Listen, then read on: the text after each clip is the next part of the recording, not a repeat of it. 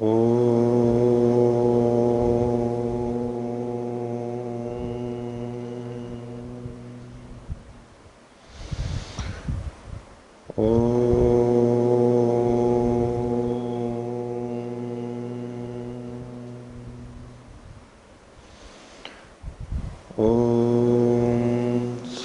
सहनाववतु सहनौ भुनक्तु सह वीर्यं कर्वावहै तेजस्विनावधीतमस्तु मा विद्विषावहै। ओम शांति शांति शांति। न्याय दर्शन की 47वीं कक्षा न्याय दर्शन के तृतीय अध्याय का तृतीय आनेक हम प्रारंभ करते हैं। प्रमाणों के बारे में पीछे सामान्य परीक्षा की और विशेष परीक्षा की। अब प्रमाणों की संख्या के बारे में चर्चा चल रही है और 4 प्रमाणों के अतिरिक्त जो प्रमाण माने जाते हैं उनको लेकर के कुछ चर्चा आगे होगी। तो पहले सूत्र की भूमिका बनाते हैं। अयथार्थः प्रमाणोद्देश इति मत्वा आह। प्रमाणों का जो उद्देश्य है, उद्देश्य का मतलब उनका गिनाना, ये प्रमाण होते हैं प्रत्यक्ष, अनुमान, उपमान और शब्द। ये जो गिनाए 4 गिनाए, ये उद्देश्य, शास्त्र की प्रवृत्ति, उद्देश्य, लक्षण और परीक्षा। तो जब उद्देश्य करते हैं तो प्रमाणों का उद्देश्य क्या किया गया था, ये 4 नाम दिए गए थे। तो ये जो प्रमाणों का उद्देश्य है, यानी 4 प्रमाणों को मानना है, ये अयथार्थ है, वास्तविक नहीं है, अनुचित है। ऐसा मान करके यहाँ पर प्रश्न रखा जा रहा है। पूर्व पक्षी का सूत्र है, पूर्व पक्षी आक्षेप कर रहा है। तात्पर्य ये है कि प्रमाण 4 हैं, इस बात का वो खंडन कर रहा है। सिद्धांती ने 4 प्रमाण कहे थे, वो कह रहे हैं कि नहीं, 4 नहीं होते, न 4 से अधिक भी होते हैं। पहला सूत्र है न चतुष्टवम ऐतीय अर्थापत्ति संभव अभाव प्रामाण्यात्। पूर्व पक्षी की प्रतिज्ञा है न चतुष्टवम, प्रमाणानाम, प्रमाणों का चतुष्टव नहीं है, यानी 4 हैं ऐसी बात नहीं है। 4 मिलाकर के जो समूह बनता है तो प्रमाणों का चतुष्टव, यानी प्रमाण 4 प्रकार के हैं ऐसी बात नहीं है। न चतुष्टवम, ये पूर्व पक्षी की प्रतिज्ञा है, इस सूत्र में कथन है। हेतु क्या है उसका कि ऐतीय, ये एक नाम हुआ, एक प्रमाण का नाम लिया ऐतीय, दूसरा प्रमाण का नाम अर्थापत्ति, तीसरे प्रमाण का नाम संभव और चौथे प्रमाण का नाम अभाव। इनके प्रामाण्यात, प्रमाण होने से, अर्थात ये 4 भी हैं तो प्रमाणों का चतुष्टव नहीं रहा, प्रमाण 8 हो जाएंगे फिर। तो इस तरह संख्या का, उद्देश्य का इसने खंडन किया। भाष्य देखिए, यही बात कही है, न चत्वारी एवं प्रमाणानी, प्रमाण 4 ही नहीं है। आपने जो 4 गिनाए उससे तो ये मतलब निकल रहा है कि 4 ही होते हैं। 4 भी होते हैं ये तो ठीक है, लेकिन 4 ही होते हैं ये पूर्व पक्षी को स्वीकार्य नहीं है। न चत्वारी एवं प्रमाणानी, प्रमाणी 4 ही नहीं है। किम तरही, फिर क्या है, तो ऐतीय अर्थापत्ति संभवो अभाव इत्येतान्यपि प्रमाणानी, ये 4 नाम दे दिए, ऐतीय अर्थापत्ति संभव और अभाव, ये भी प्रमाण है। तानी कस्मान न उक्तानी, उनको यहाँ पर क्यों नहीं कहा आपने, ये आपत्ति है। तो प्रमाणों की संख्या अलग अलग देखी जाती है, पहले भी अलग अलग शास्त्रों के अंदर। तो महर्षि दयानंद ने भी आर्योदेश रत्नमाला में वहाँ पर 8 प्रमाणों का उल्लेख किया है, 4 के अतिरिक्त उन 4 का भी किया है, उनका यहाँ पर उल्लेख है। तो ये 4 क्या हैं, जो ये ऐतीय अर्थापत्ति संभव अभाव बताए गए, उनको उदाहरण और उनकी परिभाषा आदि भाष्यकार बता रहे। इतिह ऊचु, इति होचु लिखा हुआ है यहाँ पर, इति एक तो अलग हो गया, ह ऊचु, संधि विच्छेद कर देंगे, ऊचु। ऐसा कहते हैं यह। इति अनिर्दिष्ट प्रवक्त्रिकम प्रवादम प्रवाद पारंपर्यम ऐतिह्यम, ऐसा कहते हैं। इतिह ऊचु, ऐसा अनिर्दिष्ट प्रवक्तृत्व, प्रवक्त्री होता है कहने वाला, प्रवक्ता। अनिर्दिष्ट प्रवक्त्रिकम, इसका मतलब है जिसका प्रवक्ता बोलने वाला निर्दिष्ट नहीं किया गया कि ये किसने कहा है। कोई बात किसी व्यक्ति ने कही, हम उद्धृत करते हैं कि इसने ऐसा कहा। तो जिन बातों में, जिन कथाओं में ये नहीं पता लगता है कि ये कहा किसने है, लोग कहते हैं, समाज में प्रचलित है, वो भी कहता है, वो भी कहता है, बस ऐसा कहते आए हैं। प्रवाद की परंपरा रहती है। प्रवाद मतलब बोलना, कथा, चल रहा है, चलता आ रहा है, चलता आ रहा है, ऐसी जो प्रवाद की परंपरा है, पारंपरियम ऐतिह्यम, उसको ऐतिह्य कहते हैं। अब हम कहें कि महर्षि दयानंद हुए थे, ये किसने कहा? किसने कहा? किसी एक व्यक्ति ने कहा क्या? महर्षि दयानंद ने मूर्ति पूजा पे शास्त्रार्थ किया था, किसने कहा? ये किसी एक व्यक्ति ने कहा क्या? ऐसा कुछ हम निर्धारित कर, भाई ऐसी घटना हुई थी, बहुतों ने देखी, फिर लेखकों ने लिख दिया, बहुत लोग कहते रहते हैं कोई भी घटना हुई। भारत ने परमाणु बम का विस्फोट किया था, अब किसी व्यक्ति विशेष ने कहा क्या? ये नहीं, वो प्रचलित है, चलता आ रहा है। तो महाभारत युद्ध हुआ था, उसमें हम पुस्तक का नाम ले लेते हैं, चलो पुस्तक से पता लगता है, लेकिन पुस्तक नहीं भी होती तो भी रामचंद्र जी हुए थे, इत्यादि जो बातें बहुत सारी समाज के अंदर प्रचलित हैं, वो ऐतिह्य प्रमाण कहलाती हैं। निर्दिष्ट प्रवक्ता नहीं होता, निर्दिष्ट प्रवक्तृक नहीं होती है। निश्चित बोलने वाला कि इसने कहा, इसकी बात ये प्रमाण है, ऐसा नहीं होता है उसमें।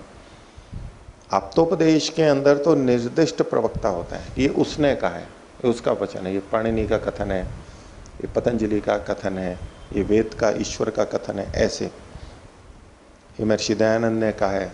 ये तो हम किसी का नाम लेकर के कहते हैं आप्तोपदेश में, लेकिन इसमें जो कथाएं चलती हैं किसी व्यक्ति विशेष का नाम नहीं है। तो इति ह ऊचु इति अनिर्दिष्ट प्रवक्त्रिकम प्रवाद पारंपर्यम ऐतिह्यम, कथा चलती आ रही है, चलती आ रही है, उसको ऐतिह्य प्रमाण, इसको भी प्रमाण माना गया है। दूसरा अर्थापत्ति, अर्थात आपत्ति ही अर्थापत्ति। तो अर्थापत्ति ये तो संयुक्त शब्द है, समस्त पद है, इसी को खोल दिया। अर्थात, अर्थ से जो आपत्ति होती है उसको अर्थापत्ति कहते हैं। आपत्ति शब्द है यहाँ पर, आपत्ति का क्या मतलब है? तो उसको यहाँ पर कहते हैं आपत्ति ही प्राप्ति ही प्रसंग। आपत्ति का मतलब प्राप्ति, और उसी को कहा कि ये प्रसंग उपस्थित हो जाता है। एक चीज कही गई तो दूसरा प्रसंग भी वहां पर साथ ही साथ में आ जाता है। ना, आपत्ति का मतलब वो नहीं है हम जो किसी के कहने पे कहते हैं कि मेरे को आपके कथन पे आपत्ति है, आप ऐसा करते हो, ये मुझे इसकी बात की मुझे आपत्ति है, वो आपत्ति नहीं है। आक्षेप रूप में जब होते हैं तो आपत्ति का मतलब प्राप्ति और प्रसंग। एक बात के कहने पर जो दूसरी बात आ पड़ती है, वहां पर सहज ही उपस्थित हो जाती है। एक बात को कहा तो दूसरी बात साथ ही साथ में आ जाती है वहां पर, इसको अर्थापत्ति कहते हैं। तो अर्थात आपत्ति अर्थापत्ति, आपत्ति ही प्राप्ति ही प्रसंग। इसी को और खोल रहे हैं पूरा। यत्र अभिधीय माने अर्थे यो अन्यो अर्थ प्रसज्यते सो अर्थापत्ति। जहां कहे जाते हुए अर्थ के होने पर कोई बात कही गई, जो कही गई वो तो सीधे सीधे कही गई है, जो वाक्य बोला उससे जो अर्थ निकल करके आया वो तो सीधा सीधे हो गया। तो कहे जाते हुए अर्थ से जो बात साक्षात कही गई है उसके होने पर, उसके हो जाने पर जो अन्य अर्थ वहां पर प्रसक्त हो जाता है, उसका प्रसंग उपस्थित हो जाता है, जो आ पड़ता है, जो प्रकट हो जाता है, उसको अर्थापत्ति कहते हैं। इसके लिए उदाहरण दिया, यथा मेघेशु असत्सु वृष्टिर न भवती थी। एक वाक्य बोला, बादल के न होने पर वृष्टि नहीं होती है। इससे क्या निकल करके आया? सीधे सीधे सीधा अर्थ तो यही है कि यदि बादल नहीं होंगे तो बारिश नहीं होगी, बादल नहीं होते हैं तो बारिश नहीं होती। ये तो है अर्थ इस वाक्य का, जो अर्थ सीधे सीधे निकल करके आ रहा है। लेकिन यहां पर दूसरा अर्थ क्या आ जाता है? तो कहा किमत्र प्रसज्यते, यहां किसकी आपत्ति प्राप्ति या प्रसंग होता है? तो कहा सत्सु भवती इति, बादलों के होने पर बारिश होती है। तो बादलों के होने पर बारिश होती है, ये अर्थापत्ति है। जो वाक्य कहा गया था वो तो ये था कि बादल न हो तो बारिश नहीं होती। ये थोड़ा ना कहा गया था कि बादल हो तो बारिश होती है, बादल नहीं हो तो बारिश नहीं होती, बस यही कहा गया था। लेकिन इसके साथ साथ इसके कहने पे दूसरी बात हमारे को स्वतः ही प्राप्त हो जाती है, जो अर्थ निकल करके आता है, उसको अर्थापत्ति कहते हैं। उसके लिए प्रसिद्ध उदाहरण क्या है कि मोटा देवदत्त दिन में खाना नहीं खाता है। मोटा इसलिए लगाया कि केवल देवदत्त दिन में खाना नहीं खाता है, तो हो सकता है, उससे तो अर्थापत्ति नहीं आती। ठीक है, पतला दुबला है, दिन में नहीं खा रहा है, 1 महीना हो गया दिन में नहीं भी खा रहा है, हो सकता है, और रात को भी नहीं खा रहा हो, यानी खा ही नहीं रहा हो, तो अर्थापत्ति क्या आएगी? रात को खाता है। तो रात को खाता है ये कहा थोड़ा ना गया था, लेकिन जब कहा रहा है कि वो स्थूल देवदत्त है, मोटा है, इतनी तगड़ा तंदुरुस्त मोटा ताजा है, दुबला पतला नहीं है, तो हमें चूंकि ये पता है पहले से कि खाना खाने पर ही मोटा होता है, नहीं तो मोटा नहीं होगा, तो अर्थापत्ति से आ जाएगा। एक बार एक अभिनेता ने कहा, हम कब सोते हैं? वैसे रात्रि को सोते हैं ना, और रात को सोते ही नहीं है। तो प्रथम दृष्टया तो ये आएगा कि वैसे तो रात सोने के लिए है, तो हम रात को सोते नहीं हैं, तो यानी दिन में तो काम करते ही हैं, रात को भी नहीं सोते हैं। तो रात को नहीं सोते हैं तो इसका मतलब क्या है? सोना तो पड़ेगा, वो दिन में सोता है। तो किमत्र प्रसज्यते सत्सु भवती थी, ये अर्थापत्ति प्रमाण हो गया।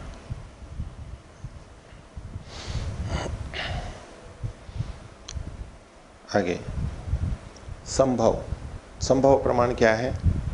तो संभवो नाम, संभव नाम का प्रमाण क्या है? अविनाभाविनो अर्थस्य, अविनाभावी अर्थ हो, अविनाभावी, अविनाभावी का मतलब जिसके बिना दूसरा नहीं हो सकता है। बिना मतलब तो बिना, जैसे हिंदी में बोलते हैं इसके बिना, इसके बिना, हिंदी में भी बिना है, संस्कृत में बिना बोलते हैं। तो बिना भावी, भावी मतलब होने वाला, तो एक के बिना भी जो हो सकता हो उसको तो कहेंगे बिना भावी। और अविना, जिसके न होने पर दूसरा, जिसके बिना भी दूसरा हो वो तो है बिना भावी। और अविना भावी, जिसके बिना वो नहीं होता हो, अभाव होता हो, इसके बिना दूसरा नहीं होता, वो है अविनाभावी। तो जो अविनाभावी अर्थ है, इसके बिना ये नहीं हो सकता है, ऐसा जहां किसी का संबंध बना गया हो, तो अविनाभाविनो अर्थस्य सत्ता ग्रहणात्, किसी एक की सत्ता का ग्रहण होने पर, दो चीजें हैं, इसके बिना वो नहीं हो सकती, तो एक की सत्ता का ग्रहण हुआ, एक की विद्यमानता का हमें पता लगा, तो अन्य से सत्ता ग्रहणम, दूसरे की भी विद्यमानता का ग्रहण यानी ज्ञान, पता लग जाना, ये संभव के अंतर्गत लिया है। एक के होने पर एक है तो दूसरा भी उसमें होगा ही, अंतर्भावित है। उदाहरण दिया, यथा द्रोणस्य सत्ता ग्रहणात् आढ़कस्य सत्ता ग्रहणम। दो शब्द हैं, एक है द्रोण, एक है आढ़क। ये प्राचीन काल में माप के शब्द थे, जैसे आजकल किलो, मण, क्विंटल, टन, ऐसे जो हम बोलते हैं, ऐसे वहां पर थे। इसके अलग अलग जगह अलग अलग अर्थ लिए जाते हैं। तो द्रोण का मतलब 10 सेर, वैसे नीचे इन्होंने लिखा है द्रोण का मतलब पसेरी, आधा लिखा है। और आढ़क का मतलब 5 सेर होता है, इन्होंने नीचे लिखा है 2.5 सेर। जितना भी हो, अलग अलग मान होते हैं, और इन्हीं शब्दों से अलग अलग जगह अलग अलग अर्थ लिए जाते थे। अलग अलग देशों में एक ही शब्द के अलग अलग मान लिए जाते थे। जैसे कि जमीन के लिए आज भी बीघा शब्द जब बोलते हैं तो बीघा का मतलब सब जगह एक जैसा नहीं होता है, छोटा बड़ा होता है। तो वहाँ हम समझ के कहते हैं कि ये यहाँ का बीघा है, ये पे बीघा दो तरह से चलता है, छोटा बीघा बड़ा बीघा, ये विशेषण डाल देते हैं। लेकिन अगर बीघा शब्द कहें तो ऐसे ही इनके भी अलग अलग देशों में अलग अलग मान प्रचलित है। राजा या प्रशासन ऐसा करता था, उसके कारण भी अंतर है। तो जितना भी हो कोई बात नहीं, हमारे को तो उदाहरण यहाँ समझ में आएगा। द्रोण जो है ये बड़ा मान है, ये 5 किलो और आढ़क है, नहीं द्रोण है 10 किलो, आढ़क है 5 किलो। नीचे जो इन्होंने लिखा है द्रोणों को 5 किलो, आढ़क को 2.5 किलो, बात एक ही है। वो 10 के अंतर्गत 5 या तो 5 के अंतर्गत 2.5, दुगने का अंतर है इसमें। तो यथा द्रोण से सत्ताग्रहणात्, हमने देखा कि यहाँ 10 सेर है, तो आढ़क से सत्ताग्रहण, तो उसमें 5 सेर भी है या नहीं है? 10 सेर में 5 सेर भी है ना। क्यों है? क्योंकि अविनाभाव संबंध है। अगर 10 सेर में 5 सेर ना हो तो वो 10 सेर भी नहीं होगा। जिसको 10 सेर कह रहे हैं, द्रोण कह रहे हैं, अगर उसमें आढ़क नहीं है, 2 आढ़क का 1 द्रोण, तो यदि उसमें आढ़क नहीं है तो द्रोण भी नहीं होगा। और आढ़क से सत्ताग्रहणात् प्रस्थस्य इति, प्रस्थ कहते हैं सेर को। यदि आढ़क है तो उसमें 1 सेर भी है। हम कहें कि 1 मण लकड़ी है, तो इसका मतलब है 1 किलो तो है ही वहां पर, संभव है, अवश्य है। कोई कहे कि नहीं 1 मण है 1 किलो नहीं है, वो भिन्न अर्थ में तो ठीक है कि 40 किलो है 1 किलो नहीं है, इस अर्थ में तो अलग है। लेकिन यहाँ 40 किलो है 1 मण है, लेकिन इसमें किलो नहीं है ऐसा नहीं कह सकते। पसेरी इसमें नहीं है ये नहीं कह सकते, उसमें रहता ही है। 1 किलो है तो बोले 1 किलो है तो इसमें ग्राम तो है ही नहीं, ऐसा नहीं कह सकते। ग्राम भी उसके अंतर्गत है, संभव है। तो संभव नाम अविनाभाविनो अर्थस्य सत्ताग्रहणात् अन्यस्य सत्ताग्रहणम। आगे अभाव का कह रहे हैं, अभावो विरोधी अभूतम भूतस्य। अभाव का मतलब एक का न होना, इसको विरोधी कहते हैं। विरोधी किसका होगा? भाव का विरोधी अभाव होगा, सत्ता का विरोधी असत्ता। विरोधी मतलब विपरीत। अभावो विरोधी अभूतम भूतस्य। अभूत का मतलब है अविद्यमान और भूत का मतलब है विद्यमान। सत्ता जिसकी है भूसत्तायाम, तो अविद्यमान चीज किसी की विद्यमानता को बता देती है। किसी चीज की अविद्यमानता किसी चीज की विद्यमानता को बता देती है, ऐसा। यानी अभाव के द्वारा भी हम कुछ जान जाते हैं। अविद्यमानता जो है अभूत है, ये है अभाव, न होना। तो किसी चीज के न होने को देख करके किसी के होने का पता लगा लेना। कैसे, वो उदाहरण बताएंगे। अभूतम भूतस्य अविद्यमानम वर्ष कर्म। बारिश हो नहीं रही है, बादल है लेकिन बारिश नहीं हो रही है, ये उस तरह का उदाहरण है। बादल है लेकिन बारिश नहीं हो रही है, तो बोले अविद्यमानम वर्ष कर्म, वर्षा का कर्म यानी वृष्टि न होते हुए नहीं हो रही है, तो वो विद्यमान से वायु वायु अभ्र संयोग से प्रतिपादकम। वायु और अभ्र यानी बादल, वायु तो हवा होती है, हवा और बादल के संयोग विशेष की विद्यमानता का प्रतिपादक होता है।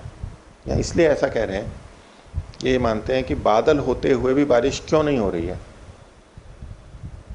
बादल के होने पे बारिश होनी चाहिए। तो हवा का बादलों से कुछ विशेष प्रकार का संयोग होने से वो बारिश को नहीं होने देते। तो बारिश यहाँ नहीं हो रही है, इससे पता लगा कि वहाँ वायु अभ्र संयोग है। अभाव, वृष्टि का अभाव, अभूत, वहां स्थित किसी भूत को, कारण को जो कि रोक रहा है उसको, उस कारण की विद्यमानता को बता रहा है। क्यों? क्योंकि विधार के ही वायु अभ्र संयोगे गुरुत्वाद अपाम पतन कर्म न भवती इति। विधारक वायु अभ्र संयोग, वायु और अभ्र का संयोग कैसा है? विधारक है, धारण करने वाला है, यानी पानी को वहीं ऊपर धारण कर रहा है, नीचे नहीं गिरने दे रहा है। विधार के ही वायु अभ्र संयोगे गुरुत्वाद अपाम पतन कर्म न भवती। गुरुत्व के कारण से जो जल का गिरना होता है, जल जब गिरता है तो गुरुत्व के कारण ही गिरता है। तो वायु ने उसको धारण कर रखा है वहां अभ्र को, तो गुरुत्व के कारण जो गिरना होता है वो नहीं हो पाता है, उसको वो रोक लेता है, विपरीत बल वहां पर लग जाता है और वो रुक जाता है। पतन कर्म न भवति इति। किसी चीज का न होना किसी चीज के होने को बताता है। अब किसी व्यक्ति को देखें हम और देख के कहें कि बड़ा मतलब उत्साह नहीं है इसमें, उत्साह का अभाव देखें, भाई आज तो इसमें उत्साह नहीं है, सक्रियता नहीं है, तो हम कहते हैं कि कोई रोग हो गया है क्या। तो उत्साह के न होने को देख करके, दुर्बल मतलब बल के न होने को देख करके हम कहते हैं कि कोई रोग हो गया है क्या। तो किसी चीज का अभाव देख करके किसी की सत्ता का भाव देखना, अभाव के द्वारा किसी ज्ञान की प्राप्ति करना, इसको अभाव प्रमाण कहते हैं। तो वायवभ्र संयोगे गुरुत्वाद अपाम पतन कर्म न भवति इति। तो यहां इसने इन चारों प्रमाणों के बारे में तो इनका स्वरूप तो बता ही दिया, तो कहा कि प्रमाणों का चतुष्टव ही नहीं है, चार ही नहीं होते, इसके अलावा ये चार भी होते हैं, क्योंकि इनसे भी हमें ज्ञान होता है। तो पूर्व पक्षी के इस आक्षेप पर अब सिद्धांति बोलता है, सत्यम एतानी प्रमाणानि। ठीक है, हम मानते हैं कि ये प्रमाण हैं, इन चारों को भी सिद्धांति ने प्रमाण मान लिया, लेकिन कहा न तो प्रमाणांतराणी, लेकिन ये प्रमाणांतर नहीं है, इन चार से भिन्न प्रमाण नहीं है। अर्थात इन चार का अंतर्भाव पूर्व कथित चार प्रमाणों के अंदर ही अंतर्भाव वहीं कर लेते हैं। तो न तो प्रमाणांतराणी प्रमाणांतरम च मन्यमानेन प्रतिषेधा उच्यते।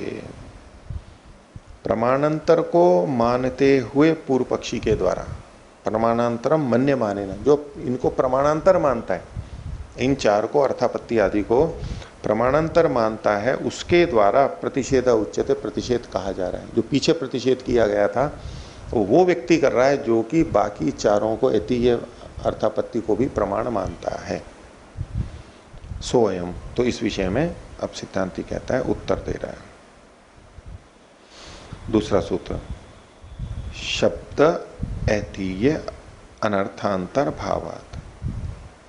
तो शब्दे, ये शब्द का मतलब है शब्दे है, संधि के कारण से ए नहीं है, तो शब्दे एतीय अनर्थांतर भावात, शब्द में एतीय का अनर्थांतर भाव है। अर्थांतर भाव का मतलब है, अर्थांतर मतलब भिन्न स्वरूप, भिन्न होना, भिन्न अर्थ होना, और अनर्थांतर का मतलब है भिन्न न होना। अनर्थांतर का भाव है, यानी उससे अभिन्न है। शब्द में एतीय का अनर्थांतर भाव है, अर्थात शब्द और एतीय अभिन्न है, एतीय भी शब्द के अंतर्गत ही आ जाएगा। एक तो ये बात कही। दूसरा कह रहे हैं अनुमाने, अनुमान में, शब्द में तो एतीय आ गया और अनुमान में क्या आएंगे, तो अनुमाने अर्थापत्ति संभव अभाव अनर्थांतर भावाच अप्रतिषेध। अनुमान में बाकी तीनों को ले लिया, अर्थापत्ति संभव और अभाव, इनके अनर्थांतर होने से ये तीन भी अनुमान प्रमाण से अभिन्न है, भिन्न नहीं है। इस कारण से, इन दो कारणों से अप्रतिषेध, जो पूर्व पक्षी ने प्रतिषेध किया, खंडन किया सिद्धांति का कि प्रमाणों का चतुष्टव नहीं है, वो प्रतिषेध नहीं है, अप्रतिषेध है, वो खंडन नहीं है, खंडन नहीं हो सकता है, क्योंकि इसका अंतर्भाव यहां हो जाता है। तो भाष्य के अंतर्गत इसी को खोल रहे हैं, अप्रतिषेध। अंत में, सूत्र के अंत में जो अप्रतिषेध है कहा, उसको सबसे पहले खोल रहे हैं। अनुपपन्न प्रतिषेध, जो प्रतिषेध आपने किया था वो उपपन्न नहीं हुआ, सिद्ध नहीं हो रहा है, अनुपपन्न, इसी को कहा अप्रतिषेध। प्रतिषेध अनुपपन्न, कथम, कैसे, तो कहा आप्तोपदेश शब्द इति, ये जो परिभाषा दी आप्तोपदेश शब्द, शब्द के बारे में यही कहा गया था पहले, आप्तोपदेश इति, न च शब्द लक्षणम ऐतियाद व्यावर्तते इति च शब्द लक्षणम, शब्द का लक्षण यही है। आप्तोपदेश शब्द, इस लक्षण, ये लक्षण जो है, ये लक्षण ऐतियाद न व्यावर्तते, ऐतिह्य से अलग नहीं जाता है। यानी ये लक्षण ऐतिह्य प्रमाण में भी प्राप्त होता है। आप तक जो इतिहास से चला आ रहा है, ऐसा होता है, ऐसा होता है, ऐसा हुआ था, ऐसा हुआ था, ये जो कथन चला आ रहा है, ये भी आप्तोपदेश होने से प्रमाण है। तो शब्द का जो लक्षण है वो लक्षण ऐतिह्य में भी घटता है, इसलिए ये शब्द में ही आ जाएगा। तो सो अयम भेदः सामान्यात् संगृह्यते इति। तो ये जो भेद है, भेद कौन सा, यानी ऐतिह्य जो है, आप्तोपदेश से भिन्न जो ऐतिह्य कहा गया, ये अलग प्रमाण कहा गया, तो ये जो भेद है यानी ऐतिह्य है, ये सामान्यात् संगृह्यते, सामान्य लक्षण से संग्रहित हो जाता है। सामान्य लक्षण कौन सा, आप्तोपदेश है शब्द, ये सामान्य लक्षण है, इससे ऐतिह्य भी इसके अंतर्गत आ जाता है। सामान्य होने से संगृह्यते, शब्द में ही संग्रहित हो जाता है। आगे, प्रत्यक्षेण अप्रत्यक्षस्य संबद्धस्य प्रतिपत्ति ही अनुमानम। अब बाकी के जो तीन प्रमाण थे, अर्थापत्ति, संभव और अभाव, इनको सिद्धांति ने कहा था ये अनुमान में आएंगे। अनुमान में ये कैसे आते हैं, तो अनुमान का लक्षण इनमें घटना चाहिए। तो पहले अनुमान का लक्षण बताया कि अनुमान होता क्या है। अनुमान में प्रत्यक्षेण अप्रत्यक्षस्य संबद्धस्य प्रतिपत्ति ही, जो प्रत्यक्ष होता है, प्रत्यक्ष के द्वारा उससे संबद्ध जो अप्रत्यक्ष होता है उसकी प्रतिपत्ति यानी ज्ञान होता है, उसे अनुमान कहते हैं।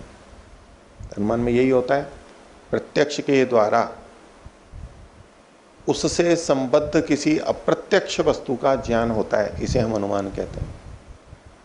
तो बोले ऐसा ही तो यहां पर होता है। तथा च अर्थापत्ति संभव अभाव, अर्थापत्ति संभव और अभाव में भी ऐसा ही होता है तीनों में, कि प्रत्यक्ष के द्वारा अप्रत्यक्ष का ज्ञान होता है। अब ये बात इन सब में वो घटा देंगे, तो बोले ये तीनों भी अनुमान प्रमाण के अंतर्गत ही आते हैं, लक्षण घट रहा है। अब सबसे पहले ये अर्थापत्ति को बता रहे हैं। वाक्यार्थ संप्रत्यये संप्रत्ययेन अनभिहितस्य अर्थस्य प्रत्यनीक भावाद ग्रहणम अर्थापत्ति ही अनुमानम एव। ये जो प्रत्यनीक भावाद, इसके नीचे द के नीचे जो लिखा हुआ है इसको ग्र कर लीजिए, भावाद ग्रहणम, ग आधा जैसा लिखा हुआ है ना, तो एक रेखा करके और रेफ भी लगा लीजिए उसमें। प्रत्यनीक भावाद ग्रहणम अर्थापत्ति अनुमानम एव। तो वाक्यार्थ संप्रत्यय है ना, वाक्य के अर्थ के ज्ञान के द्वारा कोई भी वाक्य बोला गया, उससे जो अर्थ हमें पता लगा सीधे सीधे उसके द्वारा, तो वाक्य के द्वारा जो अर्थ कहा गया वो तो अभिहित है, कहा गया है। उस कहे गए अर्थ के द्वारा अनभिहितस्य अर्थस्य, ऐसा अर्थ जो कि उस वाक्य से कहा नहीं गया है, अनअभिहित है, नहीं कहा गया है, उसका ग्रहण होता है। क्यों ग्रहण होता है? प्रत्यनीक भावात, विरोधी होने से, विरोधी होने से उसका ग्रहण होता है। प्रत्यनीक भावात ग्रहणम, विरोधी होने से उसका ग्रहण होता है, इसे अर्थापत्ति कहते हैं। तो इसे भी अनुमान के अंतर्गत लेंगे। क्या हुआ इसमें कि किसी वाक्य के बोलने से जो अर्थ हमें पता लगा, ये तो हुआ प्रत्यक्ष। वाक्य से जो सीधा सीधा अर्थ निकला, वाक्य ने जिसको कहा अभिहित हुआ, वो तो प्रत्यक्ष हो गया। और वाक्य ने जो नहीं कहा था वो भी हमें पता लग गया, ये अप्रत्यक्ष हुआ। तो अनुमान में ऐसा ही होता है, प्रत्यक्ष के द्वारा अप्रत्यक्ष का ज्ञान होता है। तो अर्थापत्ति में भी प्रत्यक्ष, वाक्य के प्रत्यक्ष अर्थ के द्वारा अप्रत्यक्ष अर्थ का भी ज्ञान हो जाता है। तो इसको हम अनुमान के अंतर्गत लेते हैं। प्रत्यनीक भावात ग्रहणम अर्थापत्तिर अनुमानम। जैसे पीछे इन्होंने कहा था मेघ के होने पर वृष्टि, मेघ के होने पर, मेघ के न होने पर वृष्टि नहीं होती है। इसके विपरीत इन्होंने किया कि मेघ के होने पर वृष्टि होती है। प्रत्यनीक हुआ ना, इसके विपरीत हुआ। आगे संभव में कह रहे हैं अविनाभाव वृत्त्या च संबद्धयो समुदाय समुदायिनो समुदायेन इतरस्य ग्रहणम संभवः। तो पीछे बताया था इन्होंने कि अविनाभाव संबंध वाले जो चीजें होती हैं वहां पर एक के ग्रहण से दूसरे का ग्रहण होता है। उसको लेते हुए कहा अविनाभाव वृत्त्या, अविनाभाव रूप व्यवहार से, वृत्त्या मतलब वृत्ति मतलब व्यापार व्यवहार, अविनाभाव के व्यवहार से संबद्धयो जो आपस में संबद्ध हैं, एक के बिना दूसरा नहीं हो सकता है। कौन है वो? समुदाय समुदायिनो, समुदाय और समुदायिन। अब इसमें यहां पर यदि द्रोण और प्रस्थ के अंतर्गत लें, द्रोण तो है 10 किलो और प्रस्थ है 1 किलो या सेर, एक सेर नहीं, प्रस्थ बोल रहा हूं, आढ़क नहीं, आढ़क भी ले सकते हैं आप। तो समुदाय तो हो गया द्रोण, 10 सेर जो है वो पूरा मिला करके वो तो हो गया 10 सेर समुदाय। और समुदायिन कौन है? समुदाय वाले कौन है? या तो सेर ले लीजिए, एक एक सेर लेंगे तो 10 सेर हो जाएगा, या तो आढ़क लेंगे तो 2 आढ़क हो जाएंगे। तो समुदाय और समुदाय का जो कि आपस में संबद्ध है, अविनाभाव है, सेर नहीं होगा तो आढ़क ये द्रोण नहीं होगा, ऐसे। समुदाय न इतर से, समुदाय से उसके भिन्न दूसरे का। समुदाय कौन है? द्रोण 10 सेर, इसको हम समुदाय कह रहे थे पीछे। उससे इतर का, दूसरे का, दूसरा कौन है? समुदायी, समुदाय और समुदायी। तो समुदायी कौन होगा? एक सेर हमने लिया, तो समुदाय से समुदायी का जो ग्रहण है वो संभव है। तो 10 सेर या द्रोण, द्रोण एक पात्र में भी नापा करते थे, जैसे पहले मण को भी नापते थे तो एक बर्तन होता था, बर्तन में नापा, और उसको वैसे एक एक को तोलते नहीं थे। जैसे हम लीटर इत्यादि को आजकल नापते हैं, पात्र में भर के करते हैं, तो तोलते नहीं है वैसे। तो ऐसे ही उसके लिए बर्तन आते थे, उस बर्तन को भर देते थे, इतना भर दिया तो ये 1 मण हो गया। वो द्रोण, द्रोणी वो पात्र का नाम भी होता है, जो बड़े बड़े पात्र होते हैं उसमें। तो वो हमारे पास में है, यानी 1-1 किलो के तोल, 1-1 किलो तोल के हमने 10 किलो बनाया है, वो तो हमें पता ही है कि 1-1 किलो है। लेकिन अगर इकट्ठा हमने देखा कि ये इतना है, 1 मण है, 1 द्रोण है, तो इसमें सेर भी है।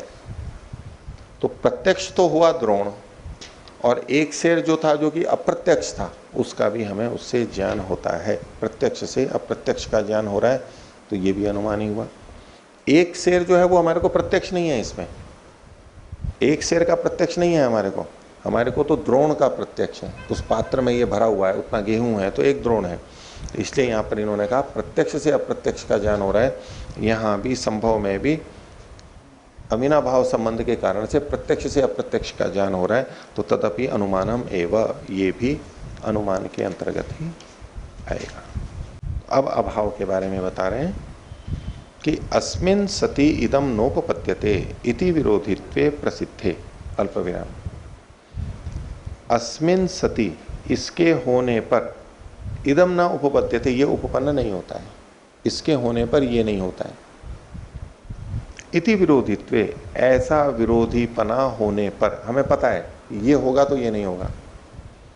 जैसा इन्होंने उदाहरण दिया उसके अनुसार वायवभ्र संयोग होगा, वायु और बादल का संयोग होने पर वृष्टि नहीं होगी, तो इसके होने पर ये नहीं होगा, ये संबंध हमें पता है पहले से। अस्मिन् सति इदम नोपपद्यते इति विरोधित्वे, इनके परस्पर विरोधी होने पर, विरोधित्वे प्रसिद्धे, विरोध के प्रसिद्ध यानी ज्ञात होने पर, कार्यानुत्पत्त्या, कार्य अनुत्पत्त्या, कार्य के न होने पर, कार्य यहाँ पर है वृष्टि, अब वृष्टि के नहीं हुई है। पहले हमें संबंध पता है कि इसके होने पर ये नहीं होता है। एक संबंध ये भी होता है कि इसके होने पर ये होता है।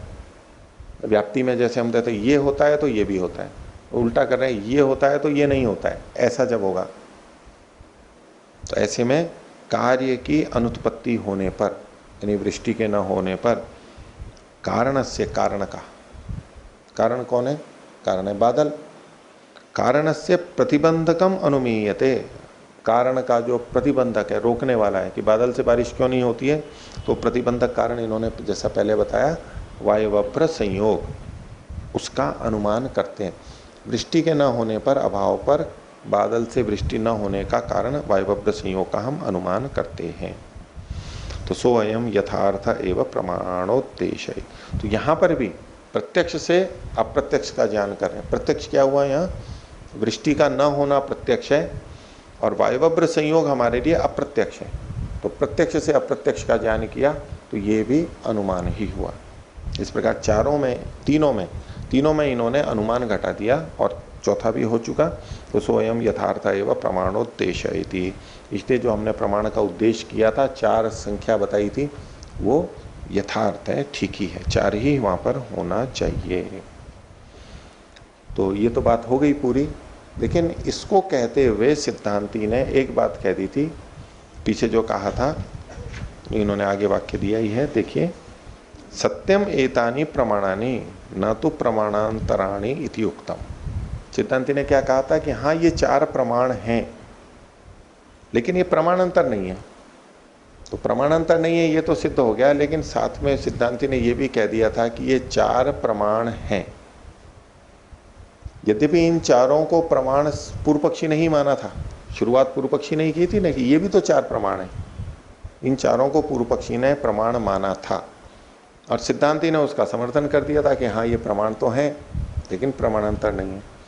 तो जो समर्थन किया इसी को उसने अब पकड़ लिया। उसको तो खंडन करना है, पूर्व पक्षी है, भले ही पहले उसने इनको प्रमाण माना हो, लेकिन सिद्धांति ने इनको प्रमाण कह दिया, अब उसी के पीछे पड़ गया ये कि सत्यम एतानी प्रमाणानी न तो प्रमाणांतराणी इति उक्तम। ये आपने कहा था। तो अत्र अर्थापत्ते प्रमाणाभाव अभ्यनुज्या नोपपद्यते। आपने जो अर्थापत्ति को प्रमाण कहा था, अर्थापत्ति को प्रमाण स्वीकार किया था, अभ्यनुज्या मतलब स्वीकार करना, बोले वो आपकी संगत नहीं है, आप अर्थापत्ति प्रमाण नहीं हो सकती। अभी खुद ने कहा था कि अर्थापत्ति एक प्रमाण है, पर इसको कहा अर्थापत्ति तो प्रमाण सिद्ध नहीं होता, उसका स्वीकार्य ठीक नहीं है आपका। क्यों? तो उसके लिए बताने तथा ही यम मतलब ये अर्थापत्ति। तीसरा सूत्र है अर्थापत्ति ही अप्रमाणम अनैकांतिकत्वात्। अर्थापत्ति है वो अप्रमाण है, प्रमाण नहीं है, इसकी प्रतिज्ञा हो गई। हेतु क्या दिया? अनैकांतिक होने से, व्यभिचारी होने से। जो अनैकांतिक होता है, व्यभिचारी होता है, तो वो प्रमाण नहीं होगा। कैसे व्यभिचार है उसको वो बता रहे हैं। असत्सु मेघेषु वृष्टिर्न भवति इति। वचन क्या था? बादलों के न होने पर वृष्टि नहीं होती है। ये तो वाक्य, इससे जो अर्थ निकला वो तो प्रत्यक्ष साक्षात अर्थ निकला था। और अर्थापत्ति क्या निकाली थी? इति सत्सु भवति इति, बादलों के होने पर बारिश होती है, बादलों के होने पर बारिश होती है। तो सत्सु भवति इति एतत् अर्थात आपत्त्यते अल्प विराम। आपने अर्थापत्ति से यही निकाला था, सत्सु भवति इति। तो सत्सु भवति का क्या मतलब हुआ? अब पूर्व पक्षी क्या ले रहा है? जब जब बादल होते हैं तब तब बारिश होती है, जब जब बादल होते हैं तब तब बारिश होती है। सत्सु भवति अर्थापत्ति तो यही निकली ना, जब बादल नहीं होती है तो बारिश नहीं होती, जब जब बादल नहीं होते हैं तब तब बारिश नहीं होती है। ये वाक्य ठीक है? जब जब बादल नहीं होते हैं तब तब बारिश नहीं होती है, बात ठीक है। तो जब इससे हमने अर्थापत्ति निकाली सत्सु भवति, तो जब जब बादल होते हैं तब तब बारिश होती है, ये भी ठीक व्याप्ति बननी चाहिए ना, बननी तो चाहिए ना। भाई आप अर्थापत्ति से जो अर्थ निकाल रहे हो, तो आपने जो अर्थापत्ति निकाली वो ठीक है या नहीं है? बादलों के होने पर बारिश होती है, तो जब जब बादल होंगे तब तब बारिश होगी ही, ये जो निकल करके आ रहा है इससे, ये तो गलत हुआ ना। तो गलत हुआ तो ये निकाला किससे था? अर्थापत्ति से। तो अर्थापत्ति तो अप्रमाण हो गया। क्यों अप्रमाण हुआ? कि सत्सु अपि चैकदा न भवति, बादलों के होने पर भी कभी एकदा, कभी बारिश नहीं होती है। तो बादलों के होने पर बारिश होती भी है और बादलों के होने पर बारिश नहीं भी होती है, अनैकांतिक हो गया आपका, जो विचारी हो गया। तो इसलिए जो अर्थ आपने निकाला अर्थापत्ति से तो गलत हुआ, इसलिए अर्थापत्ति प्रमाण नहीं। अर्थापत्ति से तो गलत अर्थ निकल के आ जाएंगे। तो सत्सु अपि चैकदा न भवति अल्प विराम सेयम अर्थापत्ति अप्रमाणमिति। इसलिए ये जो अर्थापत्ति है ये अप्रमाण है, प्रमाणित नहीं है। तो खंडन कर दिया, अर्थापत्ति प्रमाण ही नहीं होती है।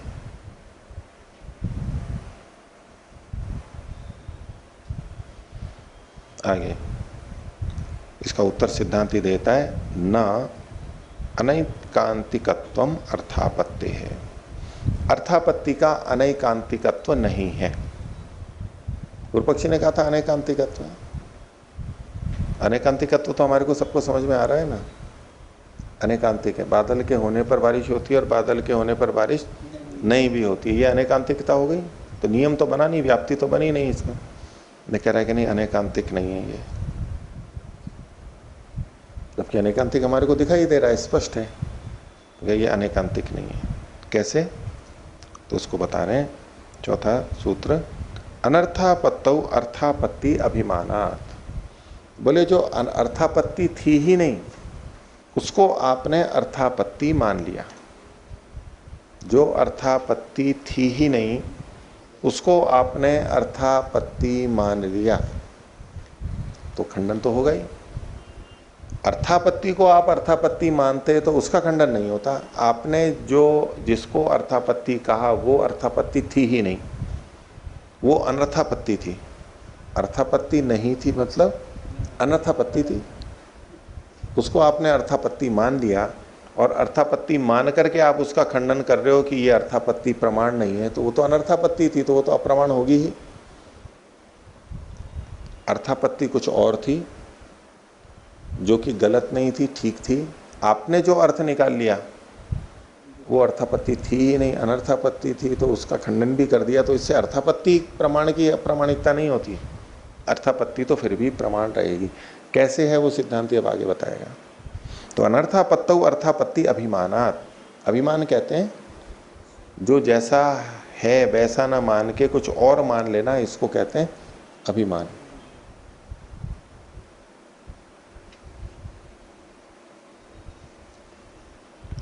भाष्य, असति कारणे कार्यम नोपपद्यते इति। कारण के न होने पर कार्य नहीं होता है। इसको पिछले वाले उससे देखिए, असत्सु मेघेषु वृष्टिर न भवति। ठीक है, बादल के न होने पर वृष्टि नहीं होती। अब इसमें बादल और वृष्टि का आपसी संबंध क्या है? बादल है कारण, वृष्टि है कार्य। तो यदि इसमें हम कारण कार्य शब्द डाल दें, ये तो एक उदाहरण हो गया वृष्टि और बादल का। इसको सब जगह लगाना हो तो क्या होगा? सरलीकरण, सामान्यीकरण करना हो तो बादल की जगह कारण शब्द रख दीजिए, वृष्टि की जगह पे कार्य शब्द लिख दीजिए। उसको समझने के लिए इन्होंने ऐसा किया। तो बोले उस वाक्य का मतलब क्या? वाक्य पहला क्या बोला गया था? असति कारणे कार्यम नोपपद्यते। कारण के नहीं होने पर कार्य उत्पन्न नहीं होता। ये तो सीधा अर्थ निकल के आया। इति वाक्यात् प्रत्यनीक भूतो अर्थः। इस वाक्य से इसका विरोधी जो अर्थ निकलेगा वो क्या निकलेगा? सति कारणे कार्यम उत्पद्यते। कारण के होने पर कार्य उत्पन्न होता है। ठीक है, अगर यूं कहा जाए कारण के न होने पर कार्य उत्पन्न नहीं होता तो इससे अर्थापत्ति क्या निकली? कारण के होने पर कार्य उत्पन्न होता है। कारण के होने पर कार्य उत्पन्न होता है, ये अर्थापत्ति निकली। तो ये अर्थापत्ति ठीक है या नहीं है? कारण के होने पर कार्य उत्पन्न होता है, ये ठीक है।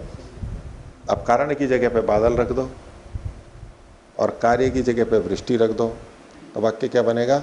बादल के होने पर वृष्टि होती है। तो ये वाक्य ठीक है या गलत है? ठीक है। तभी तो पहले तो गलत बता रहे थे भाई। ये कोई आवश्यक थोड़ा है कि बादल के होने पर वृष्टि हो ही जाएगी। कभी होती है कभी नहीं होती है, तो ये गलत था ना।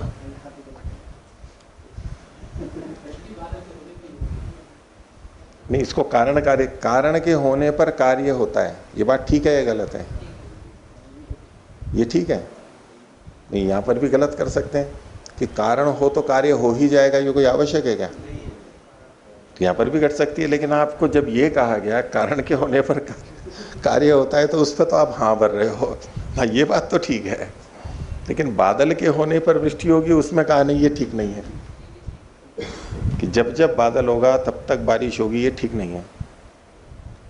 तो ऐसे ही जब जब कारण होगा तब तब कार्य होगा, ये ठीक है या गलत है? नहीं है। कैसे ठीक है या गलत है? जब जब कारण होगा तब तब कार्य होगा, ये बात ठीक है या नहीं है?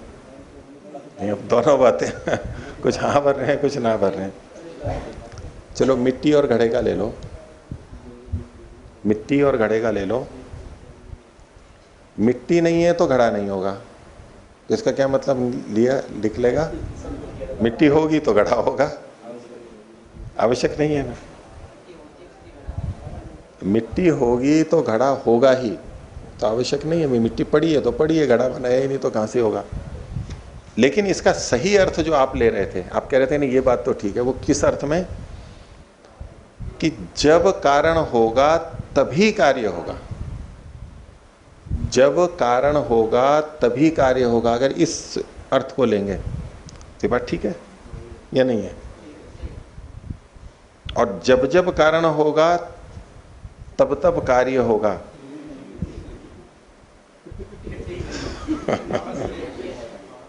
अगर सामान्य अर्थ लेंगे, कारण के होने पर कार्य होता है, ये बात सही है या गलत है? इसके दो तरह से अर्थ निकलेंगे।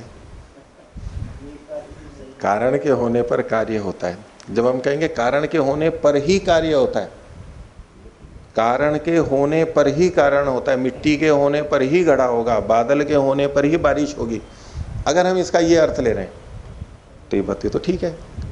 कारण के होने पर कार्य होता है, कारण के होने पर ही कार्य होगा, ये मतलब है। बिना कारण के कार्य नहीं होगा। जब इन्होंने शुरू में क्या कहा था, असत्सु मेघेशु वृष्टि न भवति, अथवा असति कारणे कार्यम नोपपद्यते, तो इसका जो अर्थापत्ति का भाव है वो क्या है? कारण के होने पर ही कार्य होगा, ये अर्थापत्ति है यहां पर। अब पूर्व पक्षी ने क्या अर्थापत्ति ली थी? कारण के होने पर कार्य होता है, बादल के होने पर बारिश होती है, ये अर्थापत्ति ले ली। तो बोले नहीं, बादल के होने पर तो बारिश नहीं भी होती है। अब ये जो अर्थ लिया था ये अर्थापत्ति नहीं थी, इसलिए सिद्धांति कह रहा है कि जो अनर्थापत्ति थी उसमें आपने अर्थापत्ति का अभिमान कर लिया था, जो अर्थापत्ति नहीं थी उसको आपने अर्थापत्ति मान लिया था और उसमें फिर आपने अनेकांतिक या व्यभिचार दोष दिखाया, ऐसा करके आप खंडित कर रहे हो। बोले ये तो अर्थापत्ति थी ही नहीं वहां पर। तो उसको मेघ और वृष्टि वाली बात को यहां पर कारण और कार्य के रूप में प्रस्तुत करते हैं। फिर से देखिए, देखिए अर्थ जो अर्थापत्ति निकाल रहे हैं, वाक्य एक जैसा होते हुए उसमें जो तात्पर्य निकल रहा है वो अलग अलग है। भिन्न तात्पर्य लेंगे तो वो गलत हो रहा है और ठीक ढंग से लेंगे तो वो ठीक भी है। उस दृष्टि से अर्थापत्ति प्रमाण आई बनेगी। फिर से देखिए पंक्ति, असति कारणे कार्यम नोपपद्यते, कारण के न होने पर कार्य उत्पन्न नहीं होता है। इति वाक्यात प्रत्यनीक भूतो अर्थ, इस वाक्य से इसका विपरीत जो अर्थ है वो क्या निकलता है? सति कारणे कार्यम उत्पद्यते इति अर्थात आपत्त्यते, कारण के होने पर कार्य उत्पन्न होता है, ये अर्थापत्ति से पता लगा। क्यों? अभावस्य ही भावः प्रत्यनीकः। प्रत्यनीक भावता क्या है, विरोधीपना क्या है यहाँ पर? तो अभाव का भाव प्रत्यनीक होता है, यानी विरोधी होता है, विपरीत है बिल्कुल। दिन और रात ऐसे भाव और अभाव परस्पर विपरीत है। तो सो अयम कार्योत्पादः सति कारणे अर्थात आपत्त्यमानो न कारणस्य सत्तां व्यभिचरति। कह रहे हैं कि सोयम कार्योत्पादः, ये जो कार्य का उत्पाद है, कार्य का होना है, वो सति कारणे, कारण के होने पर ही, इसको यूं कहिए सति कारणे कार्योत्पादः, कारण के होने पर ही कार्य होता है। इति अर्थात आपत्त्यमानो, अर्थापत्ति से ये आता हुआ, न कारण से सत्ताम व्यभिचरति, ये न कारण से सत्ताम व्यभिचरति, इसको विपरीत अल्प विराम में लीजिए कि कार्य कारण की सत्ता का व्यभिचार कभी भी नहीं करता है। क्या मतलब हुआ? कि कार्य हो लेकिन कारण वहां पर ना हो, ऐसा कभी भी नहीं होगा, उसका व्यभिचार नहीं होगा।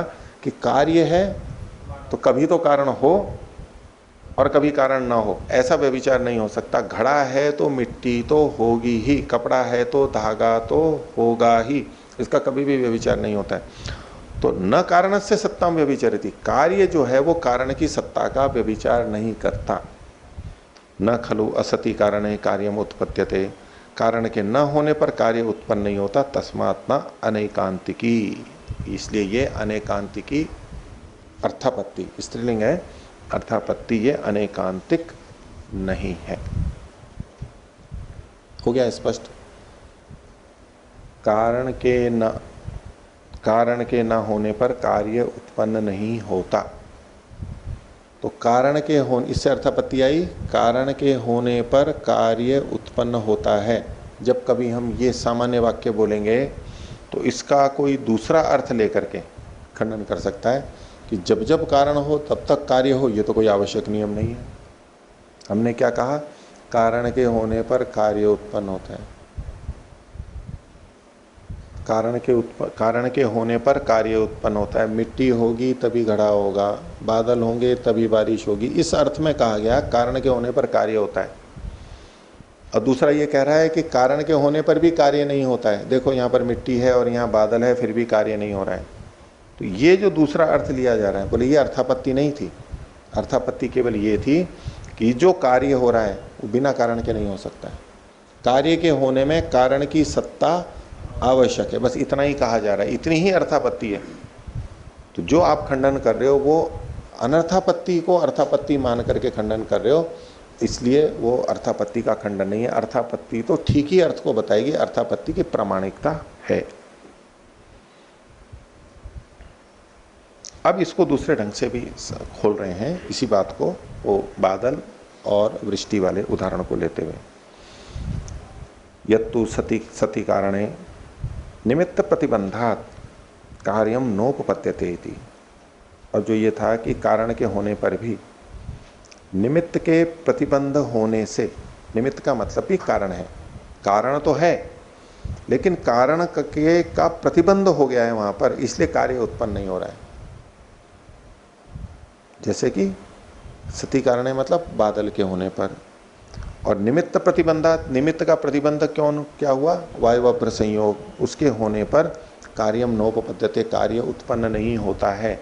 ये जो बात है इसमें कारण धर्मोऽसौ न तो अर्थापत्ते है प्रमेयम, ये जो वायुवभ्र संयोग से नहीं उत्पन्न हो रही है तो ये अर्थापत्ति का विषय नहीं है। कारण धर्मोऽसौ, ये तो कारण का स्वभाव है। अर्थापत्ति केवल ये थी कि बिना कारण के कार्य नहीं होगा, कारण के होने पर ही कार्य होगा, ये अर्थापत्ति थी। अब कारण के होने पर भी बारिश नहीं हो रही है, ये जो एक अतिरिक्त प्रतिबंधक कारण आ गया, ये किसका धर्म है? कारण का धर्म है। ये उसका ऐसा स्वभाव है कि वायुवभ्र संयोग होगा तो नहीं बरसता है। तो कहा कारण धर्मोऽसौ, ये कारण का स्वभाव है कि न, कारण का स्वभाव है न तो अर्थापत्ति प्रमेय। अर्थापत्ति ने ये थोड़ा ना कहा था, अर्थापत्ति का ये मतलब थोड़ा ना था ये वायुवभ्र संयोग के कारण से वृष्टि नहीं भी होती है, ये अर्थापत्ति का मतलब नहीं था, वहां अर्थापत्ति थी ही नहीं। तो किम तर्हि अस्याः प्रमेयम, अर्थापत्ति का प्रमेय क्या था? अर्थापत्ति जब एक प्रमाण है तो प्रमाण है तो प्रमाण किसी चीज कुछ ज्ञान करा रहा है, ज्ञान करा रहा है तो कोई ना कोई वहां पर प्रमेय होगा।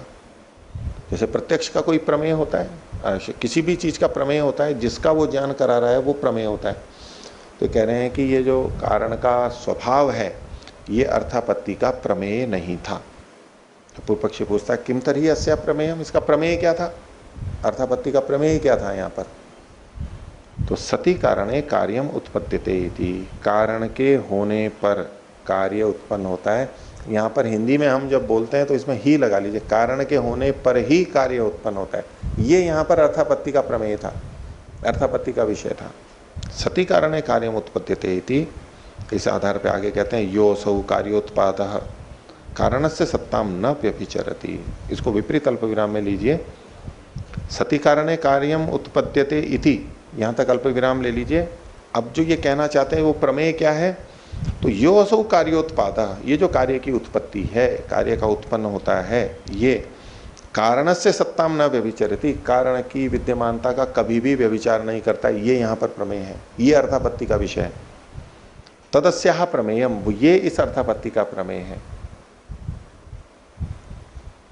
एवं तु सती, और ऐसा होने पर जब हम इस तरह से समझते हैं बात को तो एवं तु सती अनर्थापत्तौ अर्थापत्त्यभिमानम कृत्वा प्रतिषेध उच्यते इति। जो अनर्थापत्ति थी उसमें अर्थापत्ति का अभिमान करके आपने प्रतिषेध कहा था, तो ये तो आपका प्रतिषेध नहीं कहलाएगा। दृष्टश्च कारण धर्मो न शक्य प्रत्याख्यातुमिति। और जो कारण का धर्म है, जो कि दृष्ट है, कि वायवव्र संयोग से वृष्टि नहीं होती है, ये जो दृष्ट है उसका तो खंडन कोई भी नहीं कर सकता है। अर्थापत्ति प्रमाण भी उसका खंडन थोड़ा ना करेगी। वो जो प्रतिबंधक भाव है वो तो होगा ही। इसके लिए लौकिक उदाहरण लें। हम कहें कि अजमेर से जयपुर 2 घंटे में जाते हैं, कार से 2 घंटे में पहुंचते हैं। ये कथन ठीक है या नहीं है? ठीक है या नहीं है? सीधे अर्थापत्ति से नहीं, मैं एक प्रतिबंधक कारण की दृष्टि से बता रहा हूं मैं, कि अजमेर से जयपुर 2 घंटे में पहुंचते हैं।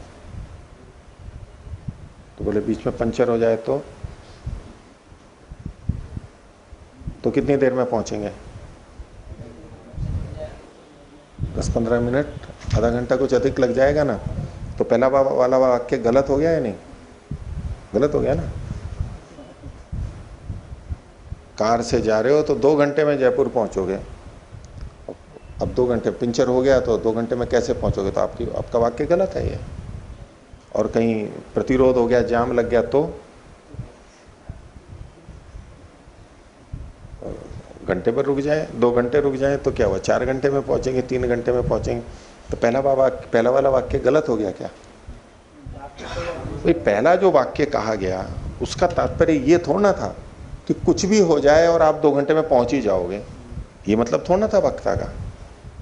उसके साथ में ये बात छिपी हुई थी कि कोई बाधक कारण नहीं हो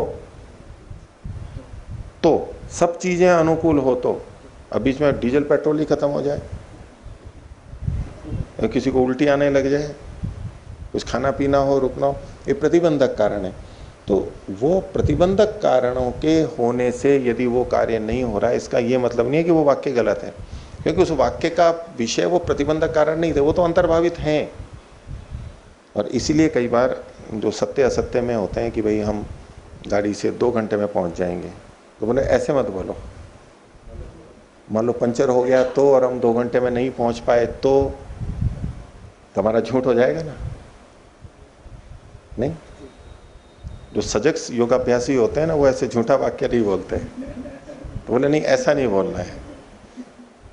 तो फिर वो साथ में जोड़ते हैं कि सब कुछ ठीक रहा तो 2 घंटे में पहुंच जाएंगे। वो अतिरिक्त बोलना पड़ता है, क्योंकि सत्य का पालन करना, झूठ नहीं बोलना है उनको। अब अगर किसी ने कह दिया कि मैं 2 घंटे में पहुंच जाऊंगा और गाड़ी विलंब से हो गई, या तो हम रेल में जाते हैं, भाई उसका पहुंचने का समय मान लो 5 बजे का है और हम कह देते हैं भाई 5 बजे पहुंच जाऊंगा, क्योंकि गाड़ी 5 बजे पहुंचती है, वही समय रेलवे ने बता रखा है। और वहाँ 5:30 बजे पहुंच गया, और जो हमारे पास मिलने आया हुआ है लेने के लिए, वो कहे कि आपने 5 बजे कहा था, आप 5:30 बजे आप झूठ बोलते हो, तो इसको झूठ कहेंगे। भाई वक्ता ने जब ये कहा था, उसका ये मतलब थोड़ा था कि जो प्रतिबंधक कारण है वो होंगे तब भी मैं पहुंच जाऊंगा समय पे। भाई उसमें ये बात अंतर्भावित है कि प्रतिबंधक कारण हो गए, अब गाड़ी इंजन ही खराब हो गया, 5 घंटे गाड़ी देर से हो गई तो हो गई, अब उसमें कोई झूठ थोड़ा ना होता है। ये तो अंतर्भावित है, ये सामने वाले को समझना चाहिए। तो ऐसे ही कि बादल के होने पर वृष्टि होगी, ये कथन अपनी जगह ठीक है, बादल के होने पर ही होती है, इस दृष्टि से ठीक है। तो ये अर्थापत्ति का विषय वो प्रतिबंधक कारण नहीं था, ये केवल कारण के होने पर ही कार्य होता है। तो वाक्य का क्या अर्थ है, तात्पर्य है, उसका प्रतिषेध नहीं हुआ यहाँ पर। आपने एक नई चीज ला करके, जो कि उसका प्रमेय ही नहीं था, उसको आपने खंडित किया। इसलिए तो कहा दृष्टश्च कारण धर्मो न शक्य प्रत्याख्यातम। और जो कारण दृष्ट है वो तो हम बदल नहीं सकते, कुछ भी बाधा आ सकती है, पंचर हो सकता है, और भी कोई बाधक प्रतिबंधक कारण हो सकता है। तो इस तरह चौथे सूत्र में सिद्धांति ने कहा अनर्थापत्तौ अर्थापत्ति अभिमानन। आपका ये कथन अनेकांतिकत्व ठीक नहीं है, क्योंकि अनर्थापत्ति में आपने अर्थापत्ति मान ली है, इसलिए आपका ये कथन ठीक नहीं। तो वैसे तो उत्तर हो गया, पूर्व पक्षी का समाधान कर दिया, लेकिन फिर भी अब पूर्व पक्षी को पूर्व पक्षी की भाषा में उत्तर दे रहे हैं, और पूर्व पक्षी को पूर्व पक्षी की भाषा में उत्तर देते हुए उसी के मुख से उत्तर निकलवा रहे हैं। एक तरीका होता है, सामने वाले ने हमारा जैसे खंडन किया, हम उसी शैली से उसका खंडन करेंगे तो अगर नहीं ऐसे थोड़ा ना होता है, यहाँ तो ये होना चाहिए, तो बोले अच्छा ऐसे होना चाहिए, तो यहाँ भी ऐसे ही होना चाहिए। उसी से मनवाते हैं। ऐसी शैली कई जगह काम में ली जाती है, प्रयोग में ले लेते हैं। उस तरह से अब यहां पर सिद्धांती इसी बात को कह रहे हैं।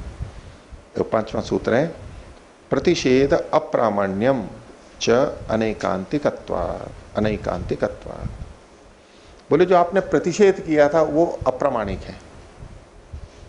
पूर्व पक्षी ने पहले क्या कहा था, ये जो अर्थापत्ति है ये अप्रामाणिक है। उन्होंने कहा कि सिद्धांती पूर्व पक्षी कह रहा आपका जो प्रतिषेध है ना वो अप्रामाणिक है। पूर्व पक्षी ने अर्थापत्ति को अप्रामाणिक क्यों कहा था, अनेकांतिक होने से। अब सिद्धांती कह रहा है आपका जो ये प्रतिषेध है वो अप्रामाणिक है अनेकांतिक होने से। आपका प्रतिषेध अनेकांतिक है। उसने पूर्व पक्षी ने सिद्धांति पर कहा था अनेकांतिक है, इसने कहा कि आपका प्रतिषेध ही अनेकांतिक है। इसको कहते हैं प्रतिबंधी उत्तर। उसको दूसरे को बांधने वाला, उसी की शैली में उसको उत्तर दिया जाता है और फिर बाद में सही बात निकाली जाती है। ये प्रतिबंधी उत्तर, उसको रोकने वाला। तो प्रतिषेध अप्रामाण्यम च अनैकांतिकत्वात्, आपका प्रतिषेध भी का भी अप्रामाण्य है अनेकांतिक होने से। अब कैसे अनेकांतिक है वो देखो बड़ी विचित्रता से। भाष्य देखिए, अर्थापत्तिर न प्रमाणम अनेकांतिकत्वादिति। इसको विपरीत अल्प विराम में ले लीजिए। वैसे तो ये तिरछे में लिखा हुआ ही है, ये पिछले सूत्र का उल्लेख है, तीसरे सूत्र का। इति वाक्यम प्रतिषेध, ये जो आपका वाक्य था ये प्रतिषेध था। तो पूरा वाक्य जो तीसरा सूत्र था पूर्व पक्षी ने कहा इसको प्रतिषेध शब्द से कहा जा रहा है, बोले ये प्रतिषेध है। तेन अनेना, इसके द्वारा, उस इसके द्वारा यानी इस प्रतिषेध के द्वारा अर्थापत्ते है प्रमाणत्व प्रतिषिध्यते अल्प विराम, अर्थापत्ति के प्रमाणत्व का निषेध किया जा रहा है, अर्थापत्ति की प्रामाणिकता का निषेध किया जा रहा है। न सद्भाव अल्प विराम, लेकिन अर्थापत्ति के सद्भाव का, सद्भाव मतलब सत्ता का निषेध थोड़ा ना किया गया है। ये जो प्रतिषेध है पूर्व पक्षी के द्वारा किया गया, इससे क्या क्या किया गया, अर्थापत्ति की प्रामाणिकता का निषेध किया गया, न कि अर्थापत्ति की सत्ता का निषेध किया गया। दो अलग अलग बातें हुई ना। एक तो सत्ता का ही निषेध कर देना कि अर्थापत्ति होती ही नहीं है, अर्थापत्ति नाम की कोई चीज ही नहीं है। जब हम ये कहेंगे तो उसकी सत्ता का प्रतिषेध होगा। एक हम कहेंगे कि अर्थापत्ति प्रमाण नहीं है, तो उसमें अर्थापत्ति की प्रामाणिकता का निषेध हो रहा है, उसकी सत्ता का निषेध नहीं हो रहा है। जैसे कि कोई अशुद्ध घी हो, मान लो वनस्पति घी है यानी डालडा घी है या जो भी है, जो कि हम देसी घी नहीं कहते हैं। एक तो हम कहें कि देसी घी नहीं है, देसी घी नहीं है, इसका क्या मतलब हुआ, एक तो है ही नहीं, नहीं एक अर्थ तो है वो है ही नहीं यहाँ पर। एक है कि जो घी रखा हुआ है होगा कि देसी घी नहीं है। जब हम ये कह रहे हैं कि ये देसी घी नहीं है, इसका मतलब है वहां जो घी के नाम से रखा हुआ है उसकी सत्ता का निषेध नहीं कर रहे हैं। सत्ता तो है, सद्भाव तो है, लेकिन वो उसके देसी घी होने का निषेध कर रहे हैं, उसकी शुद्धता का निषेध कर रहे हैं। है तो सही कुछ, लेकिन शुद्ध नहीं है। और एक है कि उसकी सत्ता ही नहीं होना। तो पूर्व पक्षी ने जो प्रतिषेध किया था उसके द्वारा उसने क्या किया था, अर्थापत्ति की प्रामाणिकता का निषेध किया गया, लेकिन अर्थापत्ति के सद्भाव का निषेध नहीं किया था। न सद्भाव एवं अनेकांतिको भवति, इसलिए आपका जो प्रतिषेध है वो अनेकांतिक। कैसे अनेकांतिक है कि प्रतिषेध, आपका जो प्रतिषेध है वो अर्थापत्ति की प्रामाणिकता का तो प्रतिषेध कर रहा है, लेकिन उसकी सत्ता का प्रतिषेध नहीं कर रहा है। तो आपका प्रतिषेध है यह अनेकांतिक है। आई बात समझ में, अनेकांतिक कैसे कह रहे हैं। पूर्व पक्षी ने जो प्रतिषेध किया था, तो प्रतिषेध अर्थापत्ति की प्रामाणिकता का तो कर रहा है, लेकिन अर्थापत्ति के सद्भाव का नहीं कर रहा है। तो जो किसी का तो प्रतिषेध करे और किसी का प्रतिषेध नहीं करे तो यह अनेकांतिक हो गया ना। नहीं, सिद्धांति की बात आपको स्वीकार्य हो रही है या नहीं, कि सिद्धांति सही कह रहा है या गलत कह रहा है। सिद्धांति की बात सही लग रही है, गलत लग रही है, गलत लग रही है, लेकिन अभी वो ऐसे ही कह रहा है। सिद्धांति इसको ठीक मान के नहीं कह रहा है, लेकिन उसको निकलवाने के लिए, उसकी बात को निकलवाने के लिए ऐसे कर, भाई ऐसे अनेकांतिकता थोड़ा ना देखी जाती है कोई। वो पूर्व पक्षी खुद कहेगा ये क्या करो, ऐसे थोड़ा ना अनेकांतिकता होती है। ये जानबूझ के कह रहा है, जानबूझ के कह रहा है। अनेकांतिकता सही ढंग से कैसे होती है कि कहीं तो अर्थापत्ति की अप्रामाणिकता हो रही होती और कहीं अर्थापत्ति की प्रामाणिकता हो रही होती। उस ढंग से कोई अनेकांतिक देखना चाहे तो देखे, लेकिन यहां क्या किया इन्होंने, विषय ही बदल दिया। अर्थापत्ति की प्रामाणिकता का तो प्रतिषेध कर रहा है, लेकिन अर्थापत्ति के सद्भाव का प्रतिषेध नहीं कर रहा है। भाई अर्थापत्ति की प्रामाणिकता अलग बात है और अर्थापत्ति की सत्ता एक अलग बात है, दोनों में थोड़ा ना घटेगा। लेकिन पूर्व पक्षी को आक्षेप देने के लिए, उसको समझाने के लिए कि आप भी ऐसा ही कर रहे हो, उसको समझाने के लिए उसको गलत ढंग से प्रस्तुत किया जा रहा है। तो क्या कहा, तेन अनेन अर्थापत्ते प्रमाणत्व प्रतिषिध्यते, अर्थापत्ति की प्रामाणिकता का निषेध कर रहे हो, न सद्भाव एवं अनेकांतिको भवति, इस प्रकार आपका प्रतिषेध अनेकांतिक है। और यदि प्रतिषेध अनेकांतिक होगा तो क्या निकलेगा तात्पर्य, तो अनेकांतिकत्वात् अप्रमाणेन अनेन न कश्चिद अर्थ प्रतिषिध्यते इति। आपका प्रतिषेध यदि अनेकांतिक हो गया तो इस प्रतिषेध के द्वारा किसी का खंडन नहीं किया जा सकता। न अनेन कश्चित अर्थ प्रतिषिध्यते, उसके द्वारा किसी का निषेध नहीं किया जाता। और किसी का निषेध नहीं होता तो क्या होगा, सिद्धांति की बात सिद्ध की सिद्ध रह जाएगी। इसको यूं कह देते हैं सिद्धांति की बात सिद्ध हो जाएगी। एक तो होता है सीधे सीधे सिद्ध करना, एक है कि जो प्रतिषेध किया जा रहा है उस प्रतिषेध को रोक देना।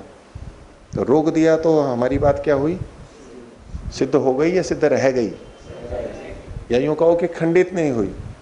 जब प्रतिषेध जो था वो खंडित हो गया तो हमारी बात खंडित नहीं हुई, और खंडित नहीं हुई तो सिद्ध रह गई। तो अनेकांतिकत्वात् अप्रमाणेन अनेन कश्चित अर्थ न कश्चित अर्थ प्रतिषिध्यते इति। अब इसके ऊपर सिद्धांति ही बोल रहा है, पूर्व पक्षी का दिमाग शायद ना चले, लेकिन सिद्धांति कह रहा है कि यदि पूर्व पक्षी ऐसा कहे तो इसके ऊपर जो जिस तरह से सिद्धांति ने प्रतिषेध की अनेकांतिकता बताई उसके ऊपर यदि पूर्व पक्षी ऐसा कहे, स्वाभाविक ऐसा कहेगा, तो अथा मन्य से, अगर आप ऐसा मानते हो, सिद्धांति पूर्व पक्षी को कहे नियत विषयेषु अर्थेषु स्विषय व्यभिचारो भवति अल्प विराम, जो निश्चित विषय होते हैं उनके अर्थों में अपने विषय में ही व्यभिचार होता है। न च प्रतिषेधस्य सद्भावो विषय, मैंने जो प्रतिषेध किया था उसका विषय अर्थापत्ति का सद्भाव नहीं था। मैंने अर्थापत्ति का प्रतिषेध किया था तो अर्थापत्ति के प्रमाणत्व का प्रतिषेध किया था। मेरा प्रमेय क्या था, मेरा विषय क्या था, प्रमाणत्व विषय था, सद्भाव तो मेरा विषय ही नहीं था। ऐसा वो कह सकता है ना। तो कहा अथ मन्य से नियत विषयेषु अर्थेषु, नियत निश्चित विषय वाले अर्थों में स्विषय व्यभिचारो भवति, उसी विषय में जो इसका कहा गया है उसी में ही व्यभिचार देखना होता है। न च प्रतिषेधस्य सद्भावो विषय,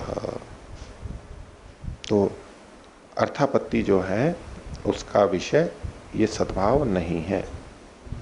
एवं तरही, और ऐसा यदि पूर्व पक्षी कहे तो सिद्धांति फिर उसको कह रहा है तत्प्रामाण्य वा न अर्थापत्ति अप्रामाण्यम न अर्थापत्य प्रामाण्यम। तत्प्रामाण्य, और यदि इस तरह कह करके पूर्व पक्षी यूं बोले कि प्रतिषेध का तो प्रामाण्य है, तस्य मतलब प्रतिषेध से, क्योंकि प्रतिषेध की प्रामाणिकता हो गई। प्रतिषेध की प्रामाणिकता कैसे हुई कि प्रतिषेध में जो सिद्धांति ने अनेकांतिक दोष दिखाया था वो अनेकांतिक दोष हटा दिया गया पूर्व पक्षी के द्वारा, तो प्रतिषेध प्रामाणिक हो गया। तो बोले यदि इस तरह से प्रतिषेध की प्रामाणिकता आप स्वीकार करते हो तो तत्प्रामाण्य वा, तो बोले तब तो न अर्थापत्य प्रामाण्यम, अर्थापत्ति का, यहाँ षष्ठी समास लेंगे, न अर्थापत्ते है अप्रामाण्यम, अर्थापत्ति का भी अप्रामाण्य नहीं होगा।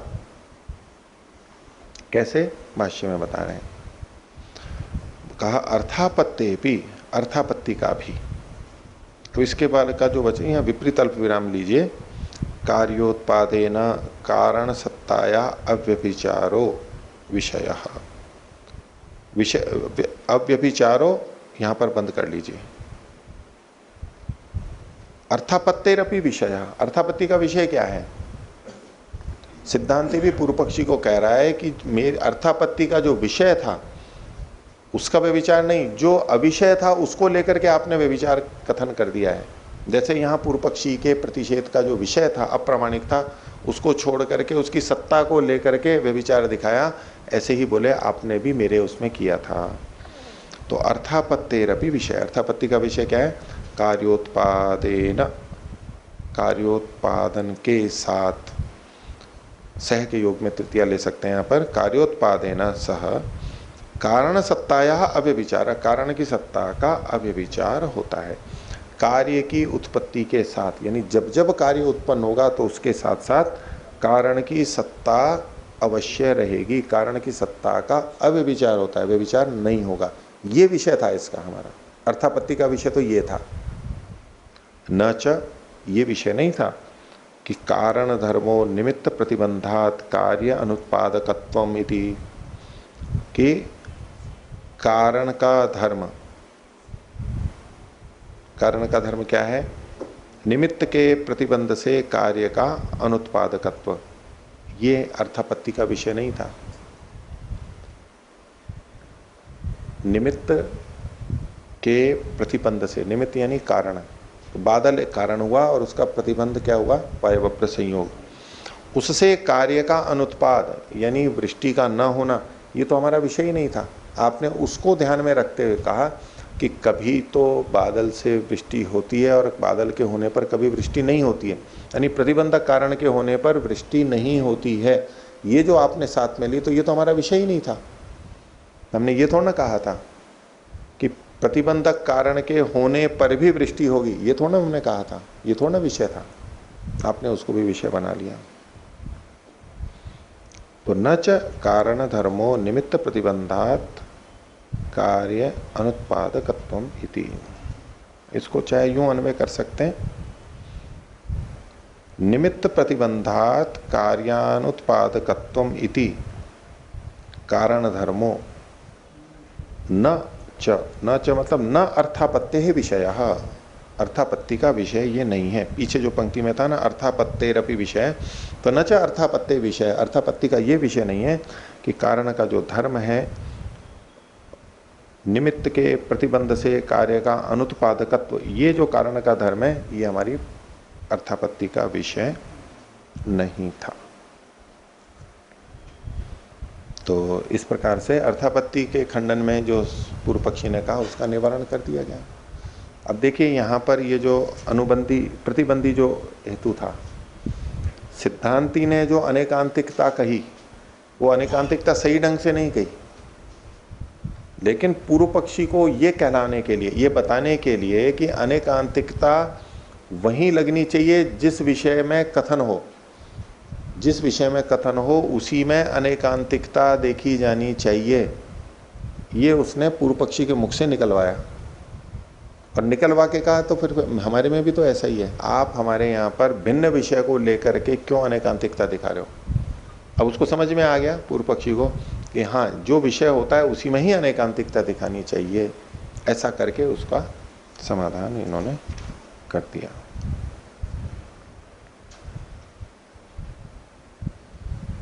तो आज का पाठ इतना ही रखते हैं।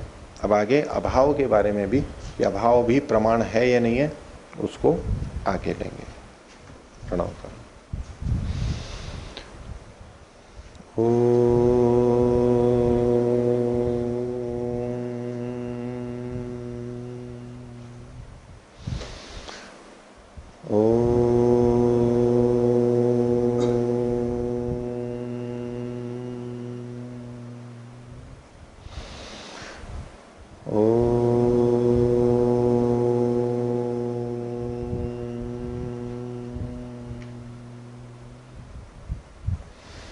सभी को सादर अभिवादन।